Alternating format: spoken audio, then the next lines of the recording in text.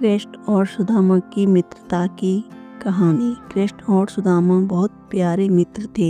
उनकी दुनिया में मिसाल है। एक बार की बात है, एक गरीब ब्राह्मणी भिक्षा मांग मांग कर खाती थी। वह भीख मांगने जाती, कभी उसे भिक्षा मिलती, कभी नहीं मिलती थी। एक बार वो भिक्षा मांगने गई और 5 दिन हो गए, उसे भिक्षा नहीं मिली। वो 5 दिन से भूखी रही। छठे दिन उसे भिक्षा मिली तो 2 मुट्ठी चना मिले।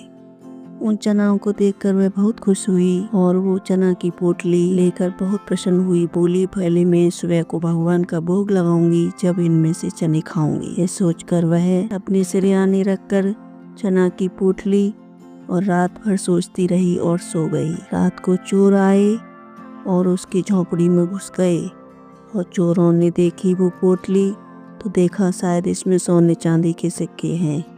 यह सोचकर वह पोटली लेकर भाग गए। वह चिल्लाने लगी, चोर चोर चोर, और वह गांव के लोग इकट्ठे हो गए।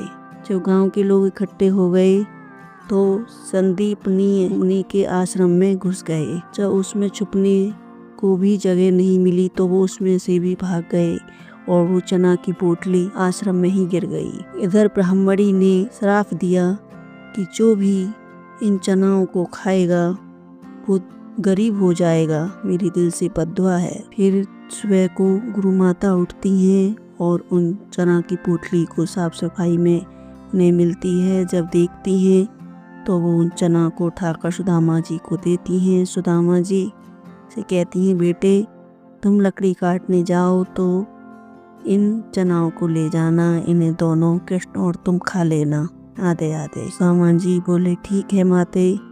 यह कहकर सुदामा जी के हाथ में पोटली आई और सुदामा जी सब समझ गए।